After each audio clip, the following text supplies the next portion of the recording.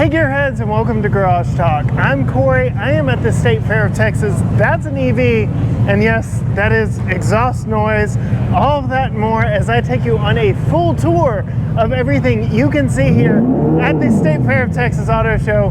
Stay tuned.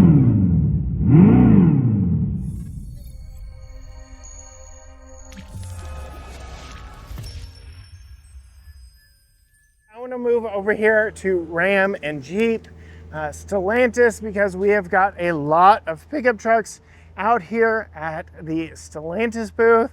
And I say this is Ram and Jeep because it is Ram and Jeep. We've got heavy duties next to Gladiators, next to Wranglers, next to Grand Cherokees, and we've got all kinds of good stuff coming down the runway here in the Ram Jeep booth. You can see here we've got new Grand Cherokee, we've got the Wrangler, we've got 2025 Ram 1500s with that new look. This is that Tradesman, it's the base model, but still LED lights across the board.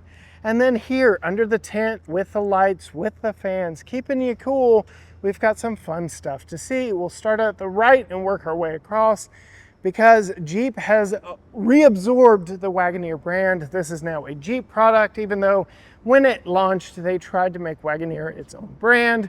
Body on frame SUV, built off the Ram platform, meant to compete with Tahoe Suburban, Yukon Denali, and Cadillac Escalade, and yes, Expedition and Navigator from Ford. But then over here, this is the future of Jeep and Wagoneer. This is the Wagoneer S, fully electric crossover from Jeep. So still with that 7-slot grille up front, but we don't need to feed air to a gasoline engine anymore. So we have a digital light bar with light elements going all the way across the front. Really cool look and very luxurious on the inside. Jeep has really become America's Range Rover, and I think they're really leaning into that with this vehicle. $1,000 red leather package on this one, so very nice look. The red leather is more expensive than the $500 silver paint job on this one.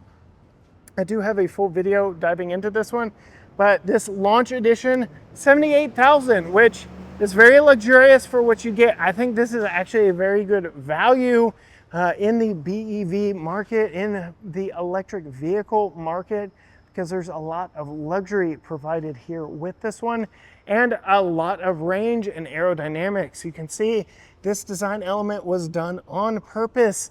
So we've got an SUV coupe-like overall proportion, but when you look at the side design, it looks more like a traditional boxy SUV back in the back.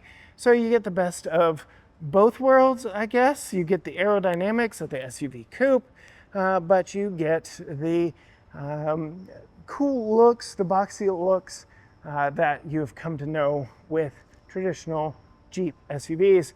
Over here, don't call it the TRX replacement. This is the Ram 1500 RHO. So think of it as TRX Lite, because it uses all the same off-road components that the TRX used, all the same wheels, the suspension, the Bilstein adaptive dampers. It's pretty much a TRX underneath, but gone is that 702 horsepower supercharged Hemi V8 under the hood. Now we get a twin-turbo Hurricane high output, making over 500 horsepower, over 500 pound-feet of torque. This really will compete against the standard F-150 Raptor, not the Raptor R that was sort of spawned because Ram launched the TRX. Follow? Yeah, we're good there. Coming to the inside, I think Ram does interiors really good. I would put these right up next to the Denali line from GMC. It really is a toss-up between those two brands in my book, but I think Ram still wins out with interiors because we have a 60/40 split bench, reclining rear seat. I really like the reclining rear seats, and that is not exclusive just to this RHO, but I do have a full video taking you on a tour of this one just a little bit more. That is it for the truck zone over here. I'm gonna speed walk over to the automobile building and we come into Stellantis, and my goodness, that cold air just hits you like an Arctic blast. We've got a few John Deere vehicles set up here. Not quite sure what's going on here, but we've got some John Deeres. And then what I want to spend just a little bit of time on, this is going to be huge. This is the battery electric hybrid Ram Charger chassis. So what you're seeing here is a 3.6 liter Pentastar V6 that is not mechanically connected to the wheels at all in this vehicle, because as you can see right here, we have a CCS charge port, lots of high voltage cables for this massive battery right here. We do get a nice fuel tank and an electric motor back here in the back, electric motors up front. What is this? This is the cab or the chassis for the upcoming Ram Charger. It is a hybrid system of the best variety. That 3.6 liter V6 is actually just a range extender, a generator, if you will. As I said, it is not connected to any of the wheels. Its sole purpose is adding power to those batteries so that you can drive further. That is a smaller battery than what you will get in the fully electric Ram pickup truck when it hits the streets. Something about 150 miles, but it'll be more than enough for a standard commute. And then some, and when you run out, well, yes, there is a fuel tank right there to recharge everything. So this is going to be game-changing. If you remember Chevrolet's Volt plug-in hybrid vehicle, same general principle, but here we are doing it in a pickup truck platform. Ram says their customers said, EVs have to adapt to me, not me to an EV. So that's exactly what we're seeing here. I think we should see pretty big adoption of this platform, especially more so than the full electric.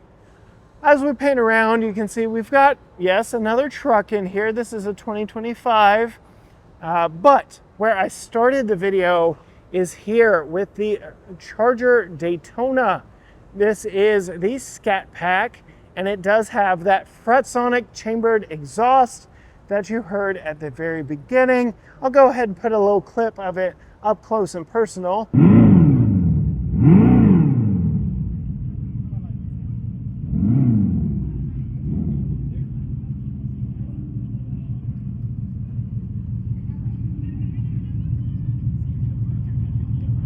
It is a exhaust on electric vehicle. There's so much fun stuff about this. The attitude adjustment lighting on the inside, I'd say the interior is perhaps the best in the segment, which now I guess just includes the Mustang, but maybe GR Supra. I don't know if you want to include that, because GR Supra does not have a back seat. This does. This has a very usable back seat for adults. And I don't know if I could get into it just now, but surprisingly enough, this is not a trunk, it is a hatchback. So think 4th gen F-body Camaro Firebird and all the usability that you got there. This is even more usable than that, because we have a hatchback with a fold flat rear seat. This is an infinitely practical vehicle, and oh yeah, it's a full-fledged muscle car that'll do 0 to 60 in 3.3 seconds, all-wheel drive, and it'll wake up the neighbors if you want to as well. Very cool.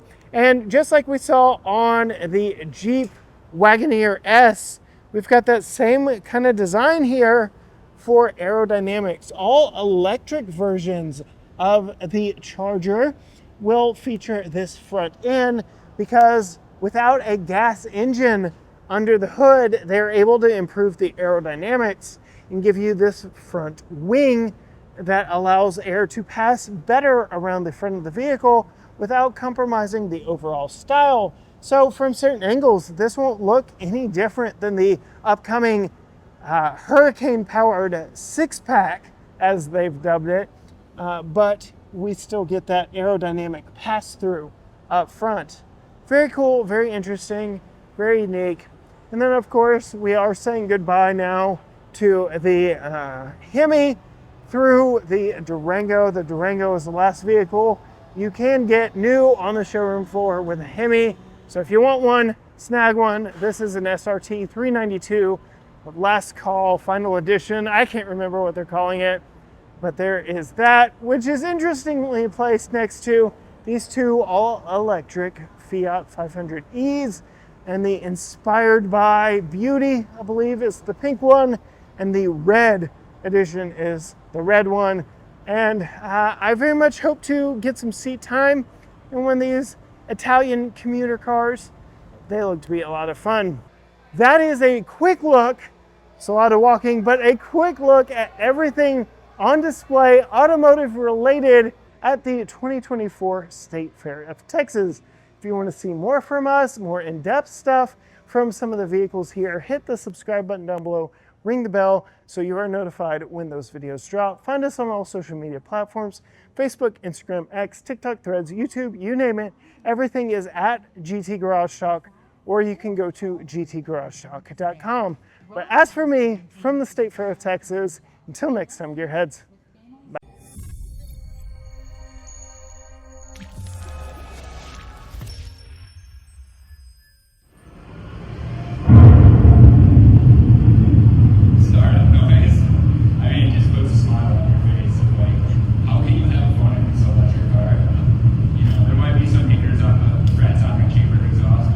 It rode